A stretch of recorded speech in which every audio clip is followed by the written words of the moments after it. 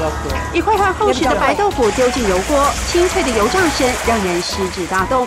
原本是车床师傅的彭天荣，压根没想过自己有天会变成臭豆腐达人。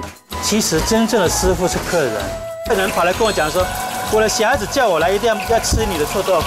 他说奶油是每天换的。我说你怎么知道？他说我儿子讲的。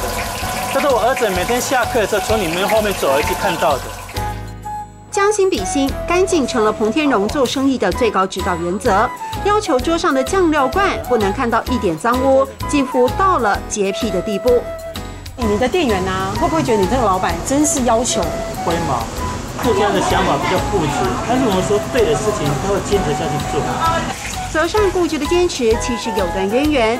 曾经因为臭豆腐太臭被邻居告，法官判赔10万，上了新闻版面。彭天荣说，他就此学会不先面面俱到就会吃亏，因此把每一位顾客都当成贵人。多吃点客家话，都是德味，都是德味，都是德味。